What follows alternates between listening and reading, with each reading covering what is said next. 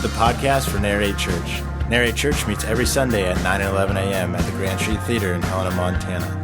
For more information, visit www.narratechurch.org. Hi, how are you? I'd like to start, can I start with a stupid question? You mind? Where do babies come from? Just kidding. Here's where I'd like to start this morning is, why did Jesus have disciples? Ever contemplated that? It's kind of elementary if you've been around church for a while, but why did Jesus have disciples? That's what I'd like to consider this morning. I mean, if you think about it, he lived this pretty obscure, well, he was born under these crazy circumstances, seems to have lived a pretty obscure existence from his birth forward, probably went to Jewish schools. We don't know whether or not he studied under a rabbi like most Jewish boys would have, but it would appear that he probably did. It's just the scriptures are kind of silent on that. And then as a late teen and 20-something, he worked in the family trade. He was a stonemason. You probably heard carpenter, and what we're finding in new language studies is that the Greek word there is actually the word tekton. I said we are finding, like I found anything in language studies. That's ridiculous. That's giving myself way too much credit. I just read people who have the intelligence to read and do such studies. But anyway, the word is tekton, which can be translated carpenter. It can also be translated stonemason. And what occurs to scholars is that, a person in Israel who could find enough timber to work with would be kind of like a Montanan who could find enough beach to work with. It just didn't happen. So more than likely, he worked with stone. I mean, that's what Israel was famous for. That's what they provided to the empire around them, were these great works of stone. So he grew up, he lived in obscurity, he worked a common job, it would seem, and then at 30, his formal ministry was kicked into gear, and he was baptized. And then no sooner was he baptized than it appears that he started gathering around himself disciples. Why? Ever thought about that? I mean, was it because he was aware that he had a limited amount of time? That he was there not only to die on the cross, but also to teach people who would teach people who would teach people who would teach people, and that could go on for centuries so that eventually people like you and I could learn. I mean, was he that passionate, that, driven about the need to reproduce? And I don't mean in a sexual fashion, I mean in a theological fashion. Was he that just serious about what had to go on?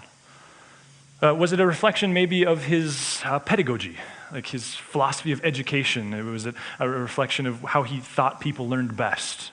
Even in educational circles today, there's considerable conversation that would say, if you want to talk ideals, well then let's talk mentoring, let's talk one-on-one, let's talk modeling would be one phrase used.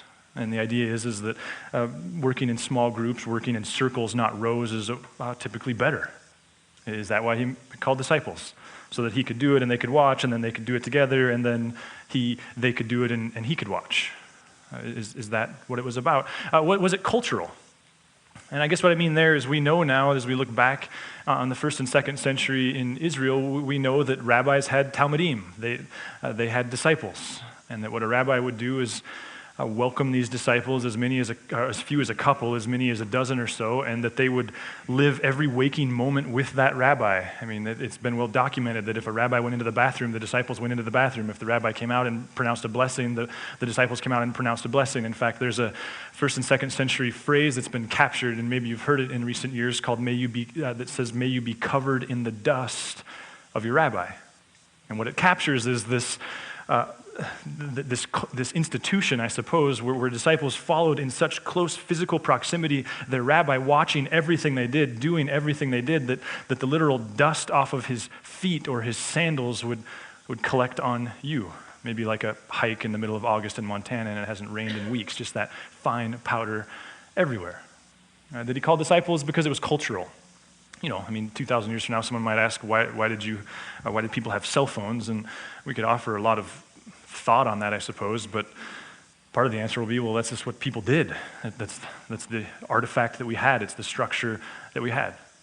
Why did he so quickly, I guess is what I'm getting at, surround himself with people and live life with people?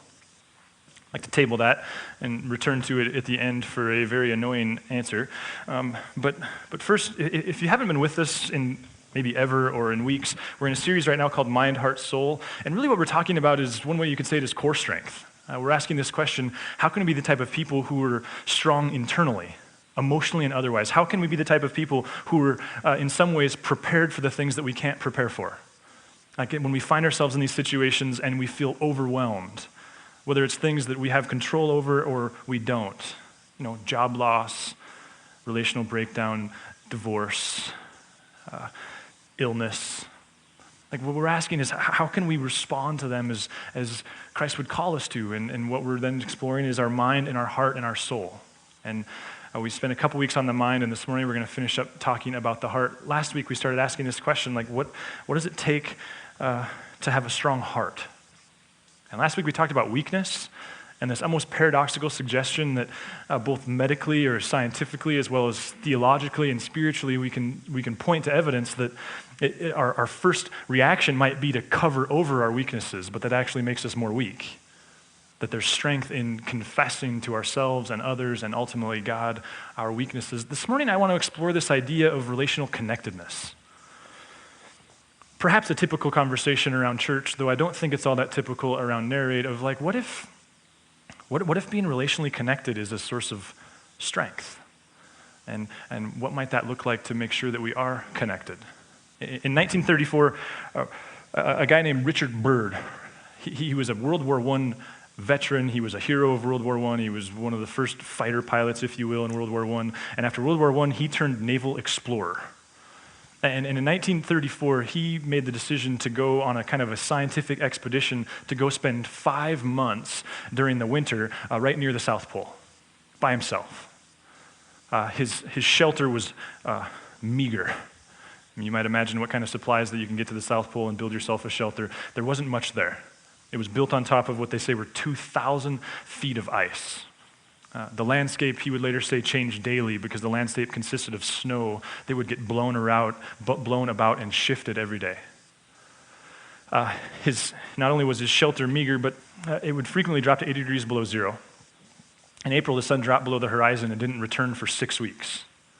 A phenomenon that he would say was like one layer of darkness piled atop another. He would suffer frostbite, carbon monoxide poisoning, malnutrition, and even sleep deprivation. I mean, he had all kinds of insomnia issues that went on. And yet what's interesting to me is after he returned from those 5 months in Antarctica, and he returned to the United States, he returned to civilization and set about to write an account of his time there, it's interesting to me how he went about titling his work, what ultimately became a book. Because the title doesn't speak to the temperature, it doesn't speak to the conditions, it doesn't speak to the things that he went through, like the illness and the malnutrition. It doesn't speak to the ice. He actually only used one word to title his book. The word was alone. Interesting, isn't it? Like endured a horrendous environment, and what stood out to him most, what captured the experience the most, was the fact that he was alone. In 1985, a group of researchers studied a cross-section of Americans, and they asked them this question: how many confidants do you have? How many people are there in your life that you can confide in? You know what the most common answer was in 1985? 3. Most common answer in 1985, not bad, I would say. 20 years later, in 2005, they redid the research. Once again, they took a cross-section of Americans and asked these very same questions. How many people can you confide in? You know what the most common answer was in 2005? 0. Over 25% of those asked said 0. I can confide in nobody. Nobody that close to me. I guess the question that I want to ask is, what if that's an unavoidable weakness? What if being that isolated emotionally or physically is sure to cause you to be more weak? There was Ecclesiastes, which is this ancient book, and there's conversation about its authorship, but it's been saying this in almost Simon and Garfunkel fashion for a long time. It says this: though one may be overpowered, 2 can defend themselves. A cord of 3 strands is not quickly broken. I wonder if people in ancient cultures appreciated the truth of that more than you and I do. Some scientists were studying the brain, and really what they wanted to understand is what part of the brain is lit up, so to speak, is active when someone feels pain. the pain of a broken leg, the pain of any type of physical pain. And in fact, as you might imagine, that part of the brain has been located. And what they've since found out is that part of the brain is active whether you're feeling physical pain or you're feeling the pain of being alone. And the pain of being alone can be literal, like proximity to people, or it can be distance relationally despite the fact that you're surrounded by people. In other words, your brain can't tell the difference between whether or not you just broke your leg or you don't have anybody to confide in. And yet as Christ followers, as people who are even intrigued by God, I would argue that this probably shouldn't surprise us. Because long before sin even entered the story, in the opening pages literally of Scripture, God references this very reality. In Genesis 2, so if you're new to the text, we are pre the tree, we're pre the fall, we're pre the fruit, we're pre the serpent, we're pre Adam and Eve picking themselves over God, we're pre-sin. In Genesis 2, God says this to Adam, "It is not good for the man to be alone. I'll make a suitable helper for him." Few fascinating things about this to me, not the least of which is God just called it good. Very good. He finishes up creation. He finishes up the seven days. And like an artist or an entrepreneur, he seems to step back and go, this is amazing. Like what I've done is awesome. And then just a little bit later, he almost like disagrees, like waffles, if you will. Though I don't think God waffles necessarily, but goes like, wait a minute. I missed something. Something about this creative space isn't good. They're alone. He's alone, which means that when we say these super spiritual things like all you need is God, well, not even God agrees. But because you have him pre the fall saying this is not a good thing. And what's even more fascinating to me is like Adam's relationship with God is still utopian, if you will. Sin has still not affected his relationship with God. It's still perfect. It's still exactly as God designed it. And yet God is saying Adam's alone. Some scholars would say God is a triune God. Well, that he's Father, Son, and Spirit. If you've never read The Shack, I would highly recommend it. Some scholars would say that what's the alone part there is God exists in a community of oneness and that people are made to exist in the very same fashion.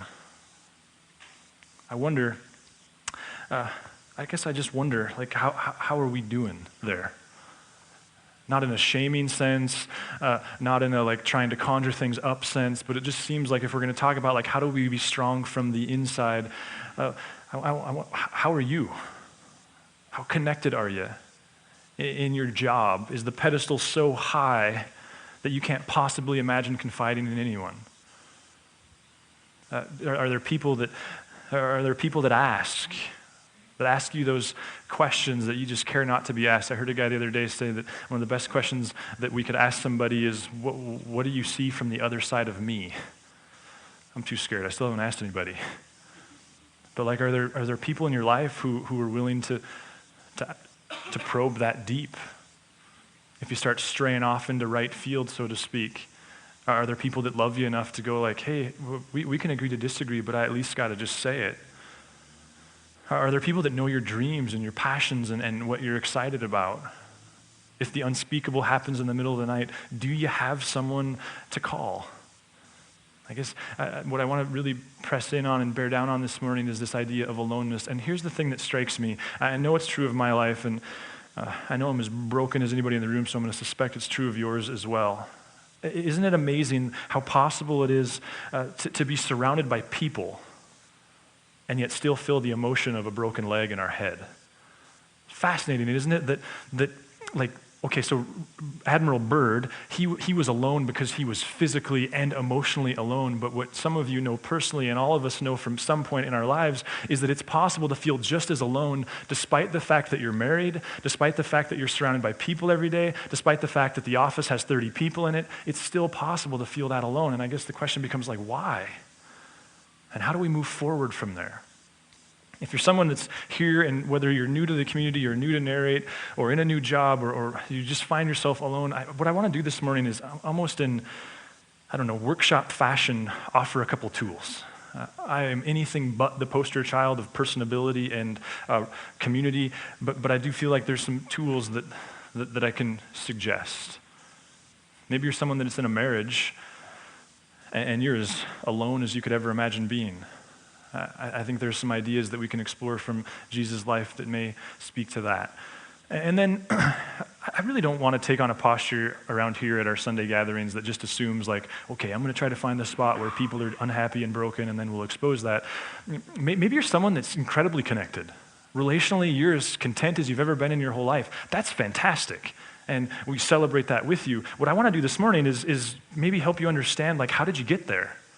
Because what we all know from experience is that relationships are dynamic. Like, people get married, they have kids, they take different jobs, they move to different towns. I mean, just because you have 3 confidants today, just because you feel emotionally and relationally connected today, that doesn't necessarily guarantee that you will 6 months from now, because we live in a culture that it moves so quickly and is so dynamic. So maybe for you, the takeaway, the value of this morning is to really gain an understanding of like, okay, so what have I done well? So that when I have to repeat it in a year or 18 months or 3 months, I can do that again. So there's really 2 things I want to talk about. One deals with this book written by a guy named Joseph Meyer. Joseph Meyer I read this book before. I had him as a professor, though I did have the privilege of having him as a professor. And the way I would summarize what this book has to say, if you want to buy one, they're $10 up here and whatever, but I think I can summarize it in 5 minutes, which means Sarah's frustrated because we'll be returning a lot to Amazon. But I want to talk about this idea of being realistic when it comes to community. What Joseph Meyer says, and he uses scripture as well as a pretty specific sociological study done in the 20th century, but what he argues is that to feel relationally connected, you actually need 4 different types of relationships. Now, if you're someone that's been around Narrate from the beginning, then there's not going to be much new here. But what I've realized is we've very much built the structure of Narrate on top of Joseph Meyer's ideas, and so I want to take 5 minutes and kind of unpack it. He says there's 4 types of relationships that we need. One is what he would call public relationships. The next would be what he calls social relationships. The third would be what he calls personal relationships, and then intimate relationships. He goes on to describe that our need for them is proportional. So for every 1 intimate relationship to be fulfilled relationally, you need 2 personal and 4 social and 8 public. Now, part of what he's saying is there's no hierarchy. No single relationship, when it comes to your desire to feel connected, no single relationship is more important than the other. His definition of a public relationship is that a public relationship is, you have public relationship with a lot of people in the room here this morning. Like you don't know their name, you don't necessarily care to know their name, but if they weren't here, the experience would mean less to you and me and everyone else.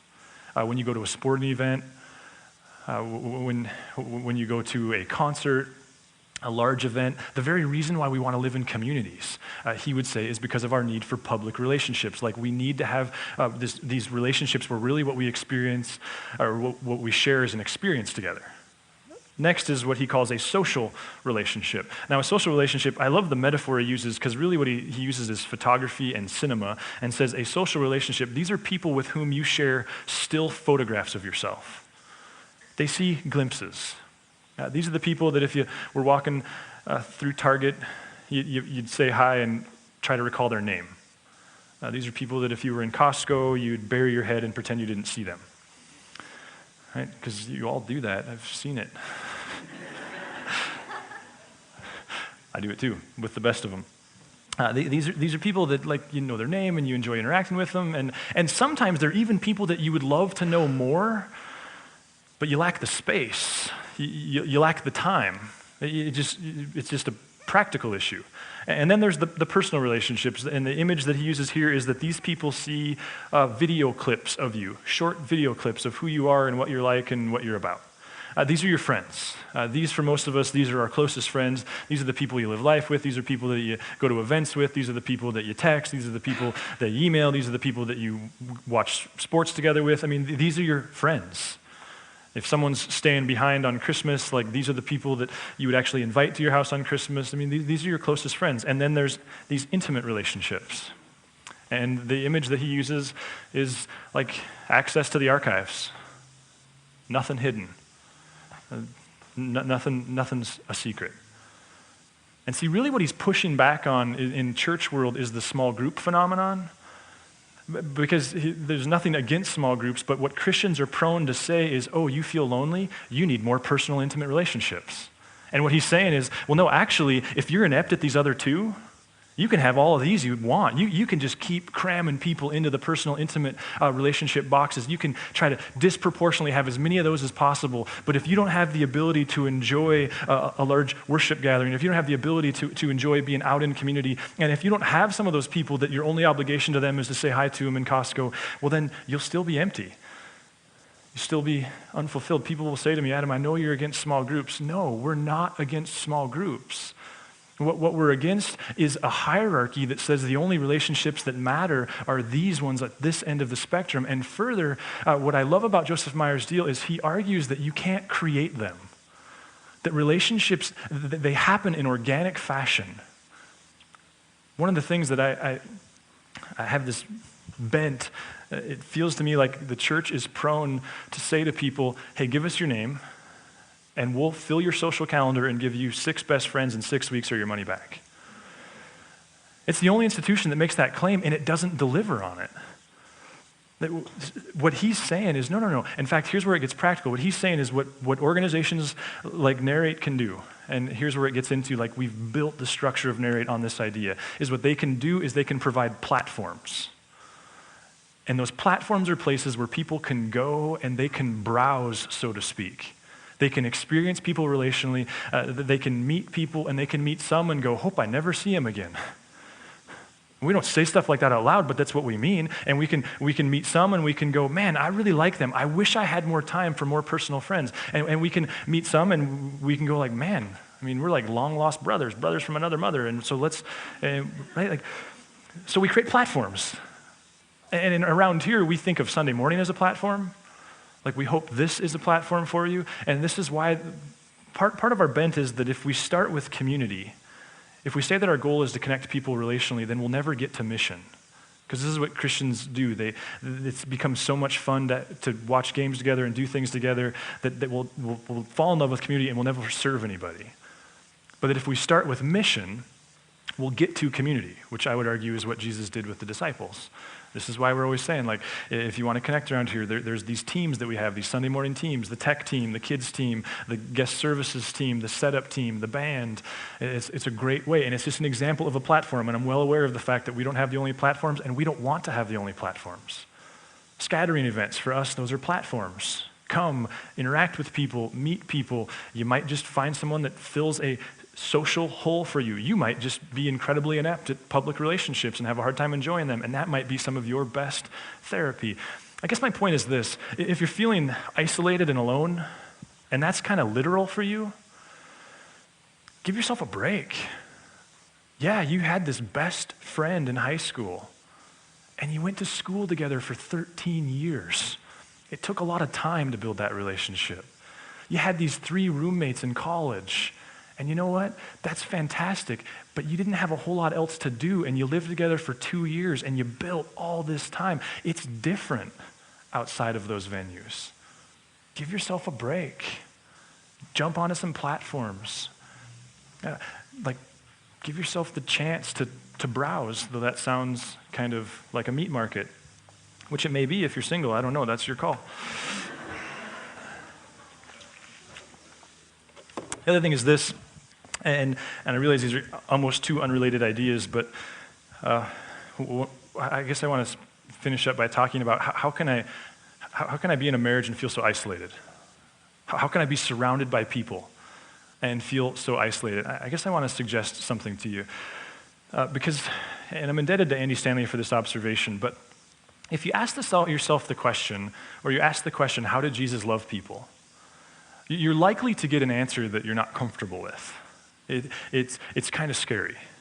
Because if you ask the question, how did Jesus love people, what you quickly discover is there's a tension to the way he loved people. And it's a very uncomfortable tension, and it's a tension that we're all very prone to solve. The tension is between truth and grace.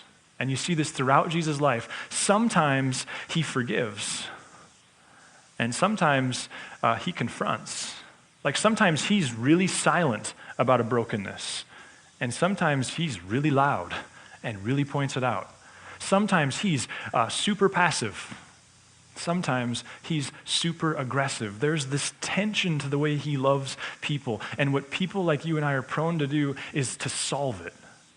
I think I think it's why we have this horrible expression in our culture of quote-unquote liberal and conservative Christians. It's an attempt to solve the tension. Because the liberal Christians, so to speak, don't like the phrase, don't claim either of them for myself or narrate, but the liberal Christians, we drill down on grace, right? And everything about the claim is true.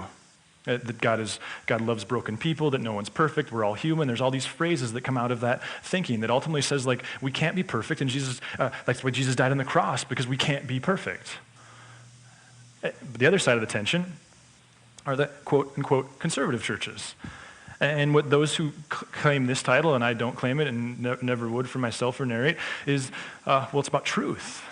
Like, we got to confront people with the truth. Like, sin breaks us, sin ruins us, so we got to bear down on the truth. I would argue that Jesus does both. He steps in the middle of that and says, I'm not going to claim either one of those titles. I'm both. In fact, in John, the Gospel of John, John says this very thing about him. Now, what's fascinating to me about John is, you may or may not know, John was the only disciple who really had the privilege of dying of old age. Some of you may debate whether or not that was a privilege. But nonetheless, that's what he did. They attempted to boil him in oil to martyr him, at least so church history says. He survived it. He lived through it, freaked out those that were trying to kill him, and they banished him to this island of Patmos, where he did most of his writing. And what many church historians assume is that having discipled all these people, he reached the end of his life, and the guys went, hey, you should write this stuff down. And so he wrote the book of John. And yet look what he says in verse 14. The Word became flesh, speaking of Jesus, and he made his dwelling among us.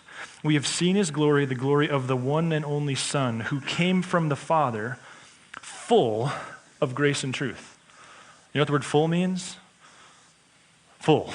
Like, full of grace and truth. Not the perfect balance between grace and truth. 100% grace, 100% truth. 100% human, 100% God. 100% grace, 100% truth. He, like, to the brim, full of grace and truth. And there's a tension in that. And it's terribly uncomfortable. You probably were raised in a home where there was balance struck by the two personalities. Right? Like, there was the grace parent, and there was the truth parent.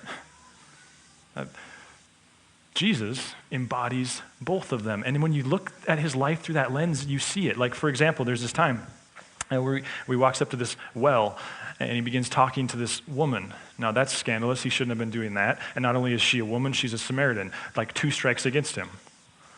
That's grace. And as the conversation evolves, he eventually says, hey, why don't you go back and get your husband? And she says, I don't have a husband. He says, yeah, I know. You've had a bunch of them, and the guy you're living with now isn't your husband. What is that? That's truth.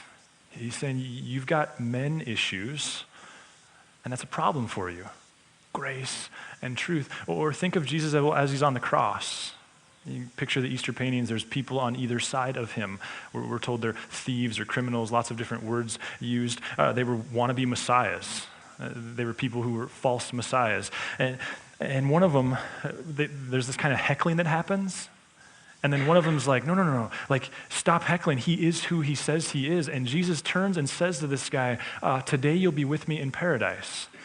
This guy has lived his entire life outside of God. This guy has rejected it. I mean, there's 1 second left on the clock. And he says, count me in. And Jesus is like, you're in.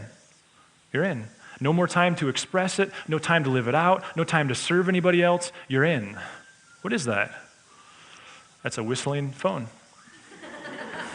And it could happen to any of us. It's grace, right? It's grace. And then what makes it all the more disturbing is if you think about it, it wasn't long before the cross that this guy approaches him who is young and wealthy. He has all kinds of time to serve Jesus yet and all kinds of money. And he says to Jesus, like, hey, can I follow you? And Jesus says, yep, go sell everything you have and give it to the poor. Like, wait a minute, that guy had no time left on the clock. He couldn't do anything for you. You say yes to him. This guy's got all kinds of time left, and you say, I'm going to go truth on this one. You've got money issues. Or think of the story we read last week of the woman who was brought to Jesus having been caught in the act of adultery. And we're told in the text that they were trying to trap him. Now, what the context of that historically is that the Jewish law says that if a woman's caught in adultery, that she should be killed. The Roman law says that you don't have the right to just kill people, even if it's for religious reasons. So there's this trap, and they're really trying to get Jesus to commit one way or the other, and either way he'll be toast. Jesus responds by just stooping down in the dirt and like biding his time. And then he says, hey, so if any of you is without sin, like, go ahead. And for the first time this week, I found myself thinking like, I wonder, now this is pure speculation, just thoughts that I had. I wonder if she was maybe a scandalous woman and lots of those men had been with her. I wonder if she was particularly attractive and lots of men had been with her in their head. And he's calling them on their stuff. And eventually, as you know, they all peel away, they leave, and Jesus says to her, does no one condemn you? And she says, no one. And he says, neither do I. What is that? It's grace. And then his parting words to her are what? Go and leave your life of sin. What is that? It's truth. See, Jesus called sin, sin, and then he went to the cross and he died for it, and then he says, in grace, that's your road back. I wonder if it takes a relationship with grace and truth to have, if it takes grace and truth to have an authentic, intimate relationship with God. I wonder if the same is true between two humans. I'm not talking sexually, I'm talking in the confidant kind of way. I wonder if it's impossible to have healthy relationship with God without both those things being present, if it's equally as impossible between two people. Maybe the reason you're surrounded by people and yet you feel so alone is that you're not really known. Like maybe the reason you're married and yet you feel isolated is because there's no grace and truth. Maybe it's near impossible to have good relationship with someone without the presence of both these things. I'm not for a second suggesting that we all have the right to love each and every one of everybody in this room in grace and truth. I think in my own life, barring situations that are presented because of my role as leader, but I think personally, the number of people that I have kind of this permission with, it's probably single digit. I'm not suggesting that we should all run around and start confronting each other. What I'm suggesting is maybe it's impossible to be strong relationally if you don't have some relationships where there's this thing present called grace and truth. I had a friend reference a story to me this week where he, in the last year or so, had been confronted on an issue. And I would interject that, like, when you do that, you risk the relationship, right? But when you go there and say, I'm just going to call a spade, the risk is that the relationship deteriorates with that encounter. And he referenced a moment like that where someone had done that to him, and he said, I just got to tell you that was one of the most important things that ever happened in my relationship with Jesus. And for me, it was, and this is maybe too personal or whatever, but it's not about me, but it's just a reminder of this thing that I feel like God has been impressing upon me since last spring, and that is, Adam, it's possible to get so caught up in wanting to be liked that we actually fail to love. Like, it's possible to be so preoccupied with not offending, with not sounding judgmental, that we actually fail to love the people in our lives who are deeply depending upon us to love them. Maybe you feel isolated because you don't have those types of relationships. Maybe you need to be the catalyst to turning some relationships into those types of relationships. Back to the question, where did babies come from? Just kidding.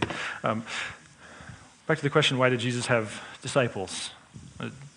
This is just the way my brain went this last week, and it's kind of annoying, but I wonder if he had disciples, if maybe the simplest answers, among the other things, I suppose, is, well, because he's human. But because he's 100% God and 100% human, he was 100% grace, 100% truth, he's human. And therefore, knowing that he was here to live a perfect life and die an incredible death, I wonder if he knew that he would have to be relationally connected to pull it off. If he was going to live a sinless life and be obedient to what God had for him, I wonder if he appreciated just how impossible of a venture that would be without key people in his life. Now, could that go so far that relationships become about us and self-absorbed? Of course it does. or it can also just be honest balance. And that got me thinking, and I started taking my Bible software and just searching words in the Gospels like isolated and alone and solitude, and I was actually pretty shocked by the results. Because what jumped off the page to me was if you go looking for instances in Jesus' life where he was isolated for extended time, where he was physically alone, you have a hard time finding any. Like, not if we're talking hours, but if you're talking days. In fact, I was able to find 2, and I don't claim it to be an exhaustive study, which is the same as saying, don't call me a false prophet if you find a third. I challenge you to go look. I can find 2. One is the temptations. Like, that's the most dominant one where you can find where he was physically and relationally isolated. And yet it's interesting, isn't it? Like, that was hell for him. Maybe part of what made the temptations so possible was the fact that he was so disconnected relationally. And maybe there's a message inside the message that temptation's at its best, at its most dominant phase when you choose to isolate. And aside from that instance, the only other time I could find that there's this reference of his being alone for extended time is in reference to the time where he was up on the hill in one of these classic rabbinic places where they would go to be alone, but he was actually there with his disciples, which is what you see, by the way. Most of the time when it says he's going to go be alone, the context is he means him and the 12, or it means him and the 12. But one of the times he's up on a hill and they're hanging out, and then remember Jesus says, hey, why don't you go to the other side? And Jesus keeps watch over the night, and a storm comes in, and the guys are freaking out, and it's from there that Jesus, in the middle of the night, walks down and walks in the water and rescues the people. Those are the only 2 times I could find. Interesting to me that, like, if you start studying religious history, complete solitude is something that's hugely spiritualized. And in fact, the holiest people are most capable of spending the most time alone, and yet in the scriptures, right out of the gate, God says, this alone thing isn't good. And further, the Messiah, God in the flesh, he didn't do it all that often. You have these references in places like Luke that would say he would go and be alone, but the context seems to suggest we're talking minutes and hours, not days and weeks and months and years. Maybe it's not possible to have a strong heart without being relationally connected. So I don't know how this lands for you, whether you're new to the community or new to a new life, so to speak, whether you're new to Narrate. I guess I'm hoping that the platform thing gives you some handles to grab hold of. We are very pro you're getting connected, and yet we're just as pro that, like, you got to do your part. Because it looks gross when I say, like, you should, like, go tell all your deepest, darkest secrets to these 5 guys, and then you don't like those 5 guys. It just doesn't work that well. Maybe you're surrounded by people, and yet you feel incredibly alone. Well, here we go. It's much like what we talked about last week. We don't live in a culture that likes to go there. And if you're gonna look for some relationship with grace and truth, you're gonna lose some. But you might also bump into a person like my friend, who I referenced earlier, who 6 months later goes like, thanks for doing the thing that all these other well-intentioned people wouldn't do for me. Maybe that's what you need from a friend. And if you're new to considering Jesus and checking him out, I think this grace and truth thing for me embodies it, because that's how we experience him, and that's his claim. He calls sin, sin, and then says the only way back is grace. To step into relationship with him is to step in knowing that you can't earn it, that that's not his intent, that's why he came. And yet at the same time, the reason we use words Lord and Savior is because it also is to step in knowing that he's going to call you on your stuff and lead you to higher ground. In his power, not your own. I actually don't want to pray to end this morning. I'd like to send you off with a benediction, if you don't mind, which is freaky and weird, but we're going to do it anyway. So if you'd stand, a benediction is just an ancient tradition of kind of a communal prayer, so to speak. So may you take responsibility for your own community. May you be proactive in your attempts to find people and connected with people. May you break the hierarchy that says that everybody has to be a best friend, and that to be a good Christian is to make everyone your best friend. And may you embrace relationships with grace and truth, knowing that it's going to come with a cost, but it's also going to save some lives. Sure love you guys. Have a great week. For more information on Narrate Church, visit www.narratechurch.org or download the mobile app, now available for iPhone and Android.